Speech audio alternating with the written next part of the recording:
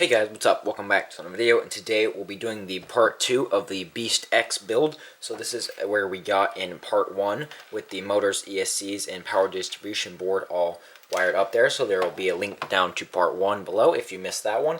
So in part 2 here, we will be finishing up the actual build here. So installing the flight controller, camera, video transmitter, receiver, and antenna, everything like that. So it will be fully built when we're done here. And then in part 3, which will be coming up next, we'll be going over the computer software setup of the ESCs and the flight controller, and then we'll be doing some flights after that. So let's get into this build. Alright, so the next step would be mounting the flight controller onto here.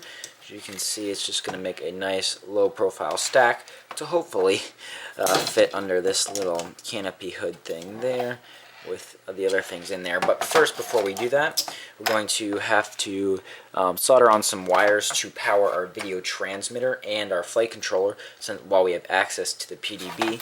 And this board, actually, these two, let me look. Yeah, these two over here are 12 volts, and these two are 5 volts. So for the video transmitter, this is the FX795T-2.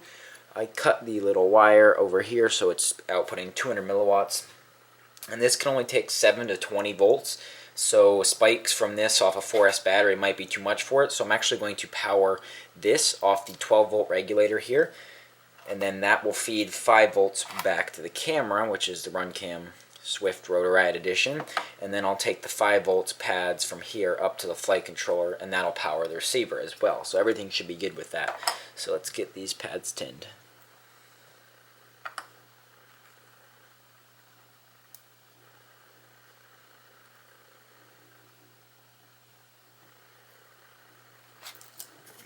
So for the VTX, actually first, before we get into that, I'm going to need to take this SMA connector off because I need to put this little adapter on so that can fit. So let's do that. Alright, here we are.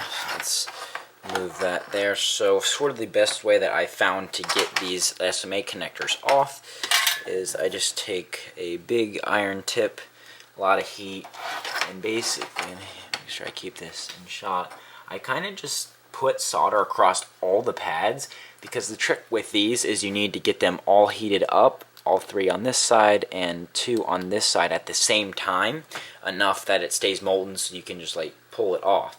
So I kind of just connect them all, bridge them all like together to transfer the heat all at once, and then it just slides off, and then I debridge the pads. Oh well.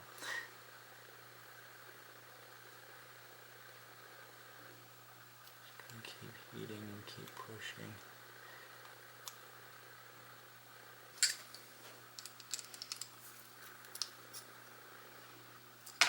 There we go. You're probably going to overheat and break your VTX doing it that way. I don't know why. The other 2 times I did it, it came off in like 10 seconds worth of heat, but that one took like 35 seconds total, just holding it on there to get it off. Finally, just pulled it off. So it's a better approach probably if you have something sharp that you can cut the little pins on the edges, cut them, and then pull the connector off, and then pull each pin off individually.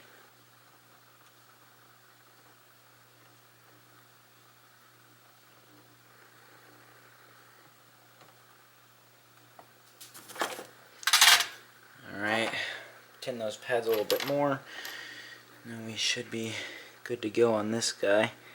And depending on your pigtail, you need to separate the end, the signal and the ground, and then you can solder it to, the signal goes to the middle and then the ground to either side. It does not matter.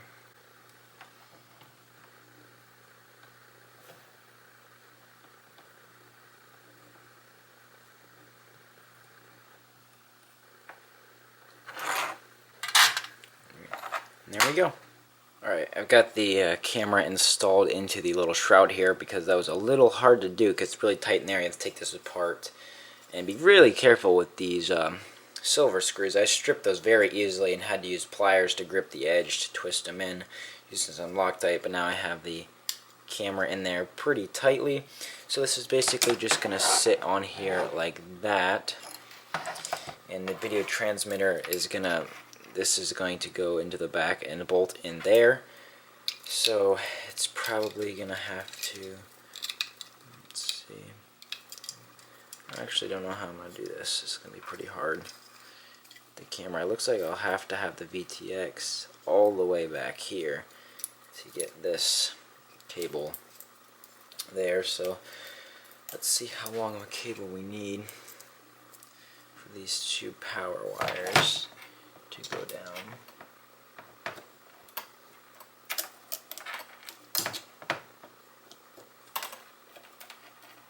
Not very long at all, but I'm going to make it just a little bit longer because it'll, once again, always better to have it longer than shorter, especially the first time. So here we go, that will be the power. And then for the camera, if this is just sitting just up here like this, the camera wires are going to come out right there. So they're basically just going to loop right around. Cut those short. There's these camera wires here. This goes in like that, and then it'll just curl around to the VTX. That's also going to be cut short. So let's strip and tin these wires and put them together, and just once again make sure the colors you're using are the same. Whatever, make sure you know what pin is actually there. Don't rely on the colors. I had that happen last build, but the colors didn't match up. But the yellow here is the camera, the signal, the black is the ground, and the red is the voltage, and the yellow is video on here, and then the red, this one's the red, and this one's sort of a brownish. The brown's the ground, the red's the voltage. So I'm going to tin those up and put them together with some heat shrink. Alright, there we go. We got that little cable made up, and I soldered it to the PDB. You can see that will supply 12 volts to the video transmitter, and the video transmitter will supply 5 volts back to the camera. And I test fit everything, and that all fits just fine with plenty of slack coming from the video transmitter to the camera to go up there. So next, the last thing we have to do is get 5 volts to the flight controller. So if we just put this on here, basically you can just supply it to any of these rails here. So I'm just going to take 2 little wires and basically just wrap them up right from these 5 volt pads, wrap up right onto the flight controller. I actually could do it underneath, but they're going to have to be really tiny, and it's really simple. Alright, there we go. I put the 2 little wires on that are going to go right up to the flight controller there.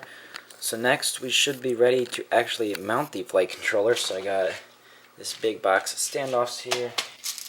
I'm going to get 4 little plastic nylon nuts here to put down because the board does need a little bit of spacing off the PDB to fit correctly without touching and shorting anything. So I'm going to put these down, and once again, I am not soft mounting at first, just to see how it goes, and if problems do arise, I probably will end up soft mounting the flight controller and the motors, but we'll see.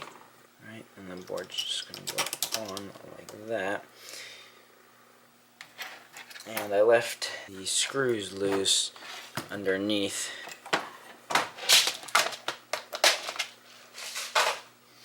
because with these steel bolts going up through the flight controller, it wouldn't fit on. So now I'm going to have to, it's going to be a pain, but I'm going to have to tighten these down again.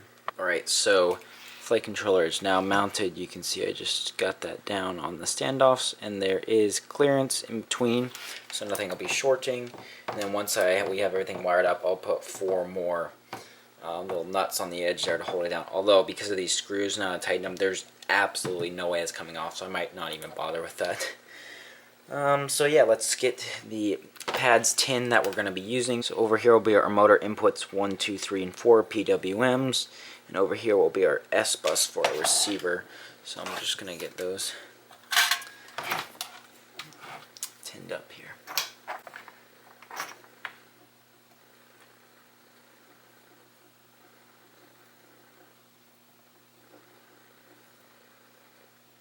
You don't want to stand these pads too long because solder might flow through. And I'm just going to use, just say 7 for the voltage that we wired up and that we're going to be attaching there. So we're only going to need the signal and the ground for all these other ones.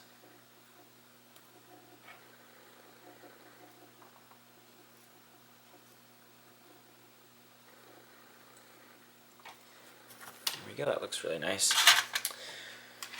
So let's take the little wires that we've soldered onto the 5-volt pads below, and let's put these up. The voltage for, so the 5-volt, the red wire, goes into the middle pad. The rows are all connected, so attaching it to any one of these will work just fine, or even over here. But it was already on this side, so it's easier to do this way. There we go, and that'll stay tucked out of the way there. So let's do our ESCs. So if we are looking at the back of the quad, let me pull out a little bit here. This is the back here, so this is motor 1, 2, 3, 4. So this ESC signal wire is going to come over and go to 1. This one will go to 2. This will go to 3. And this one over here will go to 4. So basically we just have to find the right length for these and cut them off. Not sure. Yeah, it looks like I can route them underneath the board to keep it a little cleaner. So I'm going to do most of this off camera because there's no point in me showing it. It's just going to take me a while to get them underneath there.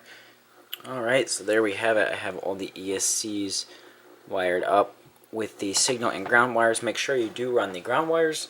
And just to reiterate once again, it's very simple. There's not really much point in me showing you. You just take the wires from ESC 1, which is this corner, put it to pad 1. The pads are labeled 1, 2, 3, 4, and just put them along there. I just route them underneath the board to keep it lower profile and looking cleaner. And you could wire it, solder to the underside of the board, but I don't think it's going to be a problem. So next, the last thing we need to attach to the board for the S-bus here is our receiver. I'm using the FreeSky XSR. And I'm not exactly sure. Let me take a look. Oh yeah, we got tons of room in here. We got a lot of room to put this on here because I could have put them in between the PDB and the flight controller, but I didn't want to do that. So I'm just going to end up sticking it on top with some sticky tape, pretty much. So how do I want my antennas to go? That'll dictate where I want. Probably zip time out the back, so I'll probably have to turn it this way, which is kind of unfortunate because the cable's on the wrong edge. So basically on here, if we look, we have ground plus 5-volt S port, CPPM, and S bus. So I don't need S port or CPPM for this build. So we have ground, what was it? Ground 5-volt, S port, and CPPM. So we don't need the green or yellow wires here. So let's get rid of those. And now we only have 3 5-volt ground and S bus, which is what we want. And I'm going to mount this way. Okay, so I do have more forwards room with this. I can move it forward. And then these will come around here.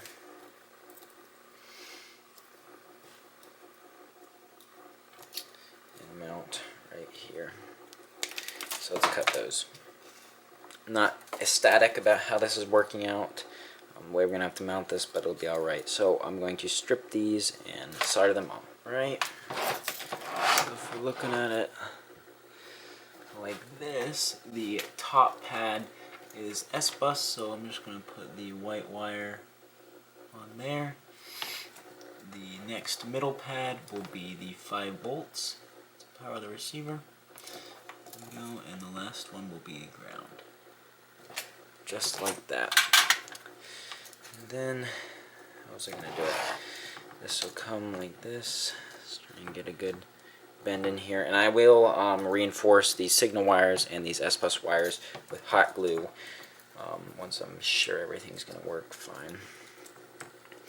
Okay, so that'll be good like that. That'll still keep it looking relatively neat once we tie that down. It doesn't look that bad. Be a good connection, and we are still free for the push button on the flight controller for the boot to flash it, since you need this button to flash it, as well as it'll be really easy to get in here and press the bind button for the receiver. So I'm going to use double-sided sticky tape, and I'll stick that down, and then I'll put some hot glue around the wires. Then we should be about done, actually. Alright, there we go. I have the receiver just stuck down there, and put some glue over the wires, and I also went ahead and got the VTX installed there. And because there's so little room in here for such a large VTX, I probably could have stuck it on top of the receiver and run the cable up with a different pigtail, because definitely that tight of a bend, hopefully you can see that there, that tight of a bend is definitely not good, and it might cause some video loss. But there was no way to get this specific VTX up there that I could find without pushing it back like that. And also this connector, I can't get it out without removing the camera or the VTX. So that doesn't come unplugged, but luckily that's like a snap-in one, so it won't accidentally come unplugged, which could be a problem. And the camera should just plug in here, like that, and that'll stick up there. And this will basically just sit on there. And that's actually kind of disappointed. These camera wires make it look more messy than it is. But yeah, that's a really nice clean build in there. I didn't even use some of that space actually. So a VTX mounted on top of the receiver probably would have been our option than mounted on the top plate. But basically we can just now put our 4 screws in the bottom for the pod, and then we can mount our antennas up through the back here, and we should be done. Right there. Now we can tighten down this pod here.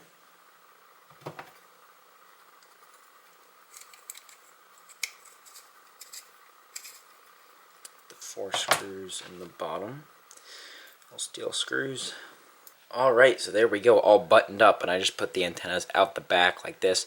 Definitely not the best orientation, but because the props being very close, you can't really put them any other way, and these will keep them very well protected back here next to the FPV antenna, and they should be fine. And for a racing setup, or even freestyle on FreeSky, that's going to be perfectly fine range. But if it is bad, I can relocate them. So now it's a good point to check with a multimeter to make sure we don't have continuity and shorted something out. So we can just see we get the beep if we touch them together. So if we do the main battery leads, we don't get any beeps, so that's great. We can just check over here. You can see that's grounded, which is good. Just checking some grounds along here. And then you can check other various ports, but checking the main XT60 is probably the biggest one you can do. So that's great, so we should be ready to plug in and set this guy up. Wow, this thing just looks really nice here. So let's put some props on and get a battery, and let's get some weights. Alright, there we go. Added the clear Cyclone props on, and man, this thing just looks so good. You can't even, it looks way better in real life and in person than it does on the camera screen here. Just these clear props, and when these are spinning, you can't even really see them, so the motors are just going to stick out. I think this looks fantastic. So let's get a weight here, and I'm just going to guess, let's guess 320 grams. Alright, let's see. Off the thing. So we're actually at about 330. I don't know if you can see that. You know, trust me, it's 330 grams exactly there. So that's not too bad. Definitely not the lightest. It's not an ultra light, but it's gonna be a super tank, and that's definitely about 30 grams lighter normally than the dry weights my other builds. So then if we add something like the GoPro session mount on, a battery strap, just this little foam piece, this little carbon battery protector, that a Turnigy graphene battery, and then the GoPro session, if we add that on there. So this is as heavy as it can possibly be. We are at 605 grams. So it's definitely not the lightest. You know, the GoPro, these two add probably 100 grams to that. This battery is 177 grams. The props are 5 grams each. But, you know, no excuses. It's not an ultra light, but it's not supposed to be. So I think that's very acceptable. So that was the end of the video. Hope you enjoyed it. I'll leave a link down below to part 1 once again. And stay tuned for part 3 coming up, which will be the computer setup. As well as there will be a link to my Patreon if you wish to help support the channel and you enjoy this content that I make. There will be definitely a lot of line of sight and FPV flights coming with this. This will hopefully be my main race quad. Stay tuned for that. Please subscribe if you aren't already, and I will see you in the next video. Bye.